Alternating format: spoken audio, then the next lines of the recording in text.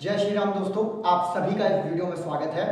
और आपका चैप्टर चल रहा था प्राइस इलास्टिसिटी ऑफ डिमांड। इससे पहले मैंने आपको थ्योरी पार्ट करा दी है। आज मैं आपको न्यूमेरिकल पार्ट कराऊंगा। कुछ क्वेश्चंस मैं आपको कराऊंगा जिससे आपको इस चैप्टर के न्यूमेरिकल्स आ जाएंगे, समझ में आ जाएंगे और आप बेहतर तरीके से इसको कर सकेंगे। चलिए हम लोग सबसे पहले सवाल नंबर 1 देखते हैं। सवाल नंबर 1 हमसे क्या कह रहा है। सवाल नंबर 1 आपके स्क्रीन पे शो हो रहा होगा। चलिए कह रहा है at ₹26 per unit the demand for a community is 30 units. आपको भाई पहली प्राइस दी है, प्राइस आपको दी है, आप पी नॉट से नोट करेंगे। प्राइस दी है 26 और आपको उसी की यूनिट दी है जिसको क्यू नॉट से डिफाइन करेंगे 30 यूनिट्स। अब कह रहा है कि if the price increases, price increase हो जाता है और 26 से कितना हो जाता है 30 हो जाता है, तो क्वांटिटी कितनी हो जाती है? क्वांटिटी क्या हो जाती है? The demand decrease to 15 units. तो कितनी हो जा रही है? Q1 आपका 15 यूनिट्स हो जाएगा। और आपसे कह रहा है प्राइस इलास्टिसिटी डिमांड को फाइंड कीजिए। तो आपसे ये कह रहा है, आपको मैंने जैसे थ्योरी पार्ट में से पहले वाली क्लासेस में जाइएगा, आपको मैंने फॉर्मूला बताया है कि फॉर्मूला क्या होता है। आपको अगर ईडी निकालना है तो आप क्या करेंगे? P upon Q into change in quantity upon change in price. और हमेशा यहाँ पर माइनस होता है, ये मैंने आपको वहां पर बताया है। ठीक है, इतनी बात आप लोग को क्लियर हो गई होगी। अब हमें देखिए यहाँ पर P तो पता है, Q पता है, चेंज इन क्वांटिटी डिमांड और चेंज इन प्राइस नहीं पता है। तो हम क्या करेंगे? हमेशा जानिए चेंज इन क्वांटिटी को निकालना होगा तो Q1 में से Q0 माइनस कर दीजिएगा। चेंज इन प्राइस को निकालना होगा तो P1 में से P0 माइनस कर दीजिएगा, तो आपको मिल जाएगा। तो जैसे मुझे यहाँ पर चेंज इन प्राइस निकालना हो तो मैं क्या करूंगा? इसमें से 13 में से 26 को माइनस करूंगा तो 4 मिलेगा। ठीक है, ऐसे ही अगर मुझे चेंज इन क्वांटिटी डिमांड निकालना होगा तो मैं क्या करूंगा? 15 में से 13 माइनस करूंगा तो मुझे कितना मिलेगा? -15 मिलेगा। तो 15 में से जब 13 माइनस करूंगा तो -15 मिलेगा। अब हमें सारी चीजें मिल गई, अब हम पुट कर लेंगे, हमारा आंसर आ जाएगा। तो भाई पहली प्राइस कितनी है? प्राइस आप P मतलब पुरानी वाली प्राइस, P नॉट वाली प्राइस, और Q मतलब पुरानी वाली क्वांटिटी जो जिसको आपने Q नॉट कहा है। तो आप प्राइस पहले 26 फिर ये बाई 30 इनटू चेंज कितना मिला? माइनस इतने का और ये 4। ठीक है, जब आप इसको सॉल्व कर लेंगे, आप डिवाइड कर लीजिएगा, डिवाइड करने में टाइम लगेगा तो आप कर लीजिएगा, आपका आंसर आ जाएगा 3.25 आपका ये आंसर हो जाएगा। ठीक है, तो आई थिंक आपको सवाल नंबर 1 समझ में आ गया होगा। चलिए सवाल नंबर 2 भी मैं यहीं पे आपको करवा देता हूं। सवाल नंबर 2 आपसे क्या कह रहा है? सवाल नंबर 2 कह रहा है price elasticity of demand found to be, आपको ईडी इस वक्त गिवन है, ईडी आपको गिवन है -2। ठीक है, ईडी गिवन है, फाइंड है। तो price falls from 10 rupee to 8 रुपए। प्राइस क्या हो गई? घट गई है। प्राइस पहले भाई 10 थी, जिसको आप P नॉट लिखेंगे 10, और अब नई प्राइस क्या हो गई है? नई प्राइस आपकी आ गई P1 जो 8 रुपीज है। ठीक है, find the percentage increase in quantity demand. बोल रहा है increase in quantity demand, quantity demand को पता करिए। तो अब ये फाइंड करना है, तो कैसे करेंगे? सिंपल है भाई, हम क्या कर सकते हैं? हमें सबसे पहले हम निकाल लेते हैं change in percentage in price. तो चेंज इन, शॉर्ट में लिख देता हूं मैं, change in percentage, change in percentage price आपको फाइंड करनी है। तो भाई उसको फाइंड करने का तरीका यही है कि हम क्या करें? हमें चेंज मिल जाए, प्राइस मिल जाए और हम उसका परसेंट निकाल दें। परसेंट मतलब 100, हम उसको रख के परसेंट निकाल दें। भैया चेंज कितने का दिख रहा है? अगर मैं P1 में से P नॉट को माइनस करूंगा तो मैं क्या सकता हूं? -2।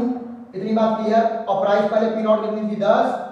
ठीक है, इतनी बात क्लियर हो गई होगी। तो मैं क्या कर सकता हूं? अब भैया मैंने इसको काट दिया, इंटू कर दिया, तो मैं क्या सकता हूं? 20 क्या आ गया हमारा? परसेंटेज। तो प्राइस का परसेंटेज 20 निकल आया है। अब हमें ईडी का, थ्योरी वाली क्लास जरूर ले लीजिएगा, उसमें आपको पता चल जाएगा। ईडी का फॉर्मूला मैंने एक और लिखवाया है, जहां पर क्या होता है? Change in percentage quantity demand upon change in percentage price. ये वाला भी फॉर्मूला मैंने आपको लिखवाया है। तो भैया आपको ईडी पता है, ईडी आपको -2 दिया है, आप पुट करेंगे -2 इक्वल टू, आपने अभी प्राइस निकाला, आपको क्वांटिटी डिमांड का क्वेश्चन मार्क कर लीजिए या फिर एक्स कर लीजिए, कोई दिक्कत नहीं होनी चाहिए, एक्स कर लीजिए। ठीक है, और आपको ये 20% आपने निकाल दिया है। अब ये इधर जाएगा, इनटू हो जाएगा, आप क्या कह सकते हैं? 40% आपका आंसर आ जाएगा। तो आप कह सकते हैं 40% आंसर। यहाँ पे फॉर्मूले में माइनस लगा रहता है, इसलिए माइनस माइनस प्लस हो जाएगा, इसलिए 40 आंसर आ जाएगा। आई थिंक सवाल नंबर 2 भी आपको समझ में आ गया होगा। और 3 भी देख लेते हैं। सवाल नंबर 3 क्या कह रहा है? कह रहा है when price of a commodity rises from 20 rupees to 23 rupees. Price भाई पहले कितनी है आपकी 20, वो इंक्रीज हो जाती है, P1 आपको दे रहा है 23, ठीक है। अब देखिए आपको क्या दे रहा है, इस डिमांड फॉल्स बाय 13%। अच्छा, क्वांटिटी डिमांड आपको परसेंट में दे रहा है और बोल रहा है 30% क्या हो जा रही है आपकी, फॉल्स हो जा रही है, मतलब घट जा रही है, इतनी बात कह रहा है। और क्या साथ में आपको दे रहा है, कैलकुलेट द ईडी। ईडी आपको फाइंड करने के लिए बोल रहा है भाई, बोल रहा है ईडी निकाल दीजिए। तो देखिए यहां पर आपको आपका सिंपल फॉर्मूला आपको पता है, यहां पर तो भाई ईडी को निकालना है, change in percentage quantity demand, change in percentage price आप लगा सकते हैं ना, लेकिन आपको यहां पर परसेंट में चाहिए क्या, प्राइस आपको परसेंट में चाहिए। तो सिंपल है भाई, चेंज प्राइस निकाल लीजिए। अगर आप P1 में कितना आएगा आपका 3 आ जाएगा, इतनी बात क्लियर है भाई। 23 में से 20 माइनस करें 3 आ जाएगा, तो आप परसेंटेज निकाल सकते हैं ना। तो मैंने बताया है चेंज इन परसेंटेज प्राइस निकालने का फॉर्मूला मैंने बताया है। फॉर्मूला मैंने बताया क्या है भाई आपका, था change in price P upon 100। भाई चेंज कितना है 3 का है, प्राइस पहले कितनी थी 20, इतनी बात क्लियर। और ये आपका हो गया 100, ये 0 0 गया, इसको गया 30 हो गया, और 30 में से 2 डिवाइडेड 15% आपका क्या गया, 15% आपकी प्राइस आ गई। अब आप ईडी आराम से निकाल सकते हैं। आप यहाँ पर क्वांटिटी डिमांड आपको 30 दे रहा है, इतनी बात क्लियर, परसेंट उसका 30 दे रहा है, ये आपको 15 दे रहा है, ठीक है। इसका आपने 15 निकाला। ईडी आप कह सकते हैं, यहाँ पर माइनस रहता है, मैंने पहले ही बताया, नोट करने के लिए थ्योरी वाली क्लासेस में आप कह सकते हैं 20 आपकी ईडी निकाल आई, तो आप 20 नहीं सॉरी 2 आपकी ईडी निकाल आई, आपका आंसर 2 आ गया। आई थिंक आपको ये सवाल भी। चलिए हम सवाल नंबर 4 देखते हैं। सवाल नंबर 4 आपके सामने है, from the following table calculate price elasticity of demand by the percentage change method. तो आपको भाई यहाँ पर डायग्राम में दिया है, प्राइस ऑफ एक्स दी है और टोटल एक्सपेंडिचर दिया है, ठीक। तो भाई प्राइस ऑफ एक्स आपको कितने दिया है, 4 और 5 दी है, इतनी बात क्लियर हो गई होगी। आपका एक्सपेंडिचर कितना दिया है 600, और अगला कितना दिया है 525, ठीक है।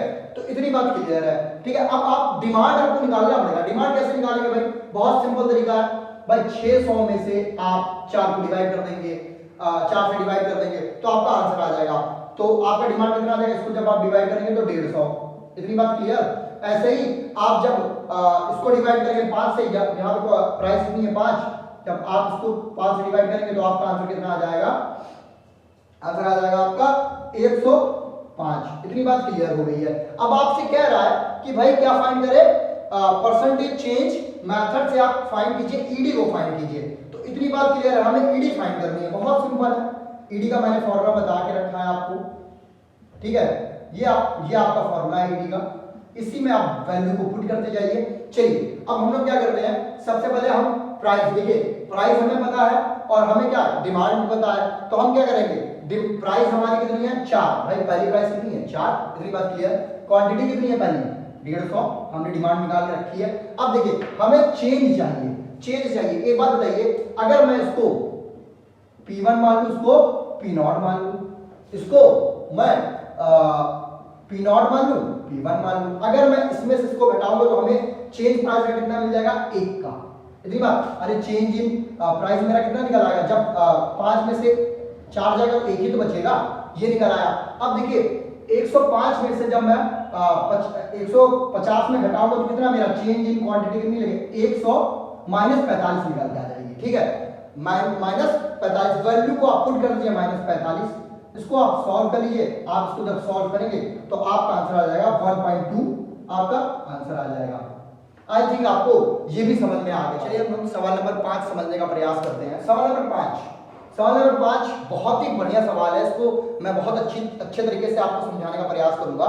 देखिए क्या कह रहा है आपसे, बोला अ कंज्यूमर स्पेंड 1500, आपको स्पेंड कर रहा है भाई, वो स्पेंड कितना कर रहा है, स्पेंड कर रहा है 1500 रुपीज, ठीक है, on a commodity price at, और उस कमोडिटी की प्राइस कितनी है भाई, जिस कमोडिटी पे कर रहा है P0 कितना है 10 पर यूनिट, 10 रुपए पर यूनिट। अब आगे आपसे कह रहा है when price rise by 20%। Price जो हो जा रही है भाई वो राइज हो जा रही है कितना 20% वो हो जा रही है rise.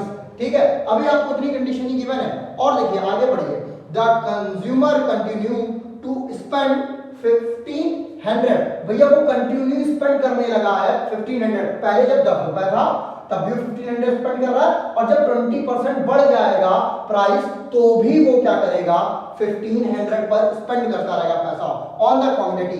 Calculate price elasticity of demand percentage change method.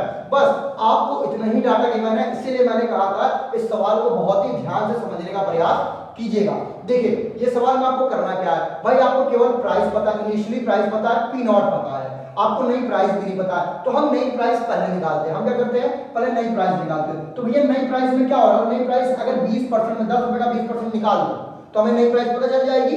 ठीक है, तो मैं 10% का 10 रुपए का 20% निकालूं, ठीक है, ये डिवाइड हुआ तो हम कह सकते हैं 2 रुपए क्या होगा प्राइस में बढ़ जाएगा। हमारी P1 कितनी निकल आएगी, 10 पहले थी, उसमें 2 और जोड़ दो तो 12 रुपए हमारा क्या हो जाएगा P1। इतनी बात क्लियर हो गई है।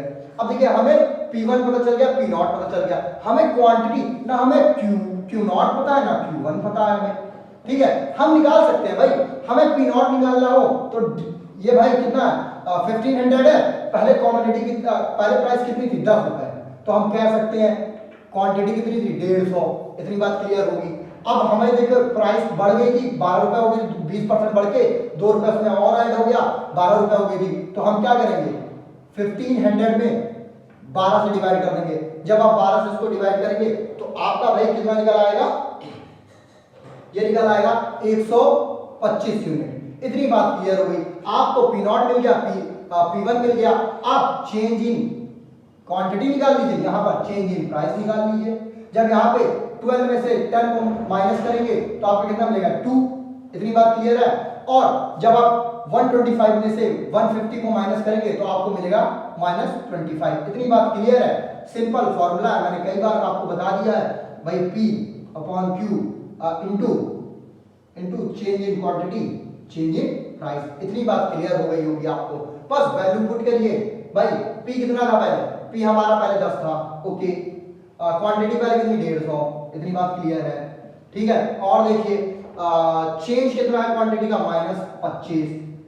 यहां पे माइनस लगाना मत भूला करिए, ठीक है, माइनस फॉर्मूले में क्योंकि लगा रहता है। ठीक है, और आपका भाई चेंज कितनी प्राइस हुआ 2 का। ठीक है, जब आप इसको सॉल्व कर लेंगे तो आपका आंसर आ जाएगा 0.83। इतनी बात आपको क्लियर हो गई। ऐसे ही अपना प्यार मुझे दिखाते रहिए, वीडियो को ज्यादा से ज्यादा शेयर कीजिए जिससे कि ज्यादा लोगों से मैं जुड़ सकूं और ज्यादा लोगों की हेल्प कर सकूं। चैनल को सब्सक्राइब कर दीजिए, बेल आइकन की घंटी को दबा दीजिए जिससे जब भी मेरी वीडियोस अपलोड हो तो आपको नोटिफिकेशन मिल जाए। तब तक के लिए जय हिंद, जय भारत, जय श्री राम।